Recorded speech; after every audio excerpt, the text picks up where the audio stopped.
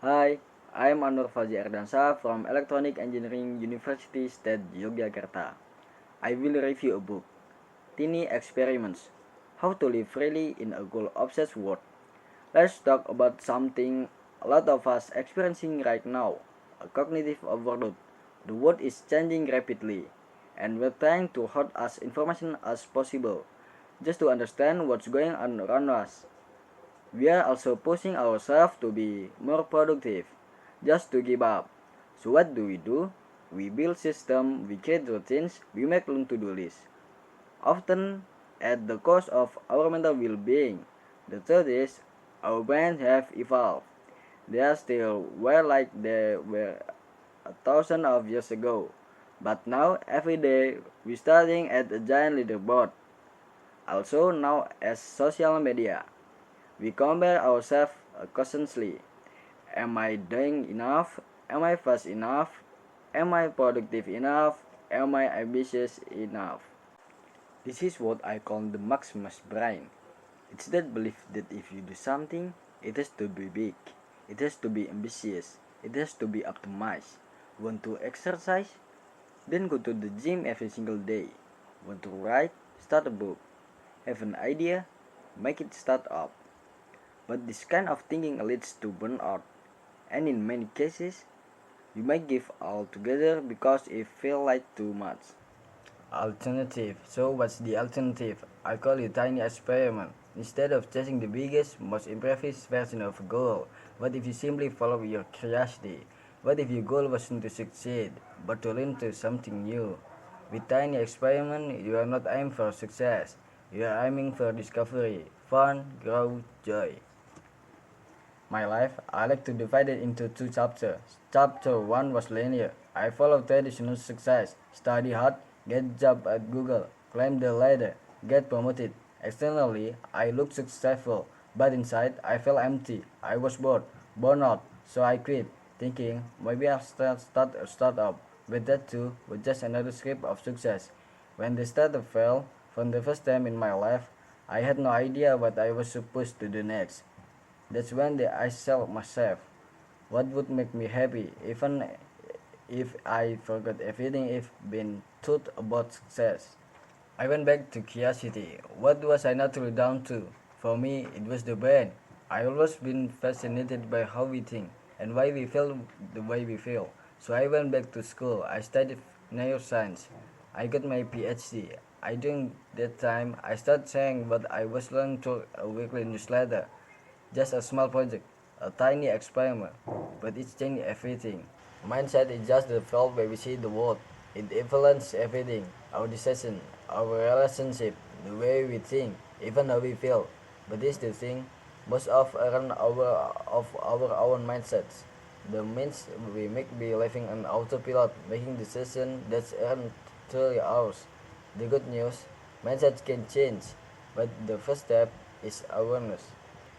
Yeah, this subconscious mindset they often get in the way of living a happy, conscious life. Let's break them down. The cynical mindset. You have curiosity and ambition. Baby, you mock those who still care deeply. You are in survival mode. Doom scrolling, feeling stuck. The escapist mindset. You are still curious, but ambition is gone. You often respond to distraction, being watching, online shopping, then planning vacation. The perfectionist mindset, high ambition, low curiosity. You seek certainty by working harder, longer, endlessly. Goals come your compass, but not your joy. So, what's the alternative? It's called the experimental mindset. In this mindset, you have both curiosity and ambition. You embrace uncertainty, not something to fear, but a space to explore, learn, and grow. You don't chase perfect outcomes. You start with a question, you design an experiment, you treat failure as feedback. This is what it means to live experimentally. Designing an experiment starts with curiosity, and to commit to that curiosity, I recommend making a pact. Pact is commitment to try something small with intention. It has 4 key traits. Purposeful, you care about it. Actionable, you can start it now. Continuous, you did it regularly for a start time. Trackable, you send, did I do it? Yes or no. This is not a rationing. It's not a KPI. It's not a forever habit. It's a tiny experiment. When you finish your pack, reflect, look at two things. External signals, success, feedback, rates, results. Internal signals, how did it feel? Were you energized or drained? It's an sample from my life. I ran experiment to see I want to become a YouTuber. The pack, one video per week until the end of the year. Externally, I win great. Subscribers, engagement, praise. Internally, I hated it. Staring at the camera answer every time. It drained me. So I stopped. The data was clear. This wasn't for me. You can run tiny experiment in area of life. In work, try sending a weekly internal newsletter for 6 weeks. In relationships, every Sunday, reach out to a friend you haven't spoken to. In health, try working for 20 minutes for 20 days. Don't assume it'll work. Test it. That's the point. Even if a habit works for others, it might not work for you. Modern life is full of uncertainty, and our brains hate that. Research shows uncertainty creates more stress than actual pain. We crave control, so we read more, plan more, freeze more. But here's the reframe: uncertainty is where growth happens. Relearning, it's happens through trial and error. Just like nature evolves, so do we. Success isn't linear, and yet many of us follow the ladder model. Do A, then B, then C, and eventually you'll succeed. But what if your direction changes? What if the ladder you're climbing isn't yours? Linear models create toxic productivity. We compare, compete, and burn out. Let's trade the ladder for cycles of experimentation. Let's shift from certainty to curiosity. Let's talk about a powerful tool, effective labeling. It simply means putting words to your emotion. I feel anxious, I feel stuck, I feel hopeful. Research shows that naming your emotion reduces activity in the amygdala, the brain's fear center, and boosts activity in prefrontal cortex, the rational part of your brain. Can find the exact word. Try describing your emotion like a landscape. It feels like storm or dark first. It's like standing a quest in the ocean. It helps because processing emotion before solving problems gives you clarity and peace. We struggle with transitional space. Why? Because our brains want clarity. We want safe or dangerous, no unknown. But transition, they are gray, unclear. Imagine you're on flight with no Wi-Fi. Some people feel trapped, anxious, just want it to be over. Others freedom and dive into books, movies, or relaxation. Some situation, different mindset. Between stimulus and response, there is a space, and the space is our power to choose. That's where freedom lives. When you ask happy people how they found their passion, many will say, honestly, I stumble upon it. That's the secret. Passion isn't something you catch. It's something you discover through exploration, through curiosity, through experimentation. You try things, you test things, you learn what excites you. Then one day, you find something that makes you excited to wake up. Let's talk about cognitive scripts. These are internal patterns, mental autopilot that tell you how we are supposed to act in certain situations. They are helpful for everyday stuff, going to the doctor, ordering at restaurants, but they become dangerous when we use them for big decisions like careers, relationship, life purpose. There are three major cognitive scripts that tend to limit this. The cycle script we repeat we have always done. Suspends the machines based on our past. It's predictable, but it can trap us. The grow place script we make choice to keep others happy. Parents, partners, bosses. This vision of success, not ours. The epic script society tells us, go big or go home. That if you're not building something huge, we've failed. But that's survivorship bias. Not everyone who follows their passion makes it, and doesn't make them failures. Want to break free from scripts? Start here. Every time you hear yourself say, I should stop, ask instead, what may I want to do? What may I explore? What may I try?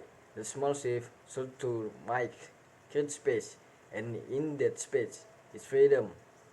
To rewrite your script, ask yourself these three questions. Am I following my path or discovering my path? Am I placing the crowd or discovering my tribe? And am I catching passion or exploring my curiosity? These are powerful reframes and they can change your life. Let's talk about something we all deal with, procrastination. We've been taught it's bad, lazy, shameful. What if a procrastination is actually a signal from your brain that something off? It's might of mean you're lazy. It's might mean that task doesn't make sense. It doesn't feel right. You're not ready or equipped yet. That's not weakness. That's information. That's information. Here's a tool I use. It's called the triple check. When you procrastinating us, is it from the head? Maybe you don't believe in the task. It does. It doesn't evaluate or align. It's from the eye. Maybe it's boring. It drains you emotionally. Is it from the hand? Maybe you don't have right tools, time, or skill. It has a different solution. When if it's the head, clarify your strategy. Talk to your team. Reframe the goal. If it is hard, design the experience, make it more fun, add joy. If if it if it is the hand, ask for help, learn the skill, get the tools. Sometimes you go through the triple check, everything seems fine, and you still procrastinate. Then you might be facing a system barrier. Maybe your environment is right. Maybe expectations are unrealistic. Maybe the culture doesn't fit.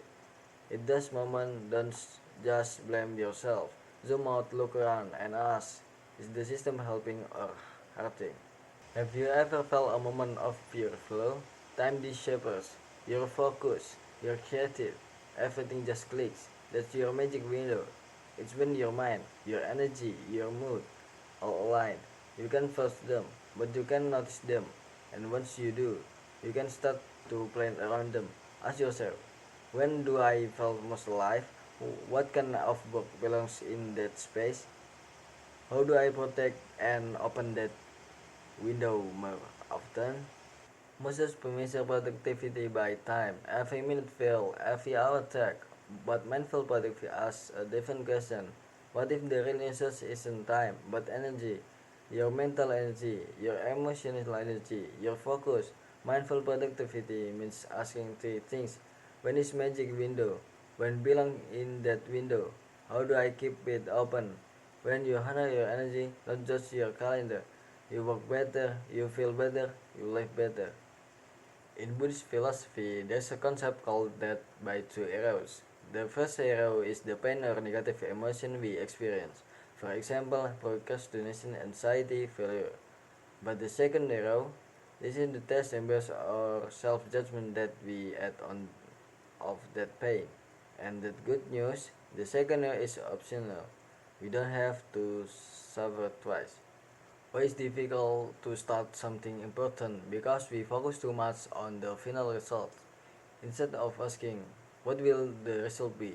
Ask, what can I learn? Run little experiment. Let's go of expectation. Let's go of other people's definition of success. Focus on the process. Focus on curiosity. If you learning something, that's progress. Imagine you are an anthropologist and the subject of research is your own life. Try doing this for 24 hours. Observe your life. Write notes like an anthropologist. Pay attention to things like what gives energy, what drains energy, which conversation makes you enthusiastic, which activity makes you tired. The key question, why am I doing this? What is really important to me? After you make observation, next step, create hypothesis. For example, I feel more alive when presenting in the office, even though I'm nervous. Maybe in the solution, take a public speaking class, ask for a mentor, or try presenting more often to practice. Then choose one and turn that into a little experiment. Final, design your life like a scientist, not with a rigid long-term plan, but with the little experiment, repetitive and reflective. For example, I will present every 2 weeks for 1 quarter, then I will evaluate, is this fun? Is this beneficial for your career? Do I want to continue or change direction? A common signal, internal and external. And from there, continue the next cycle.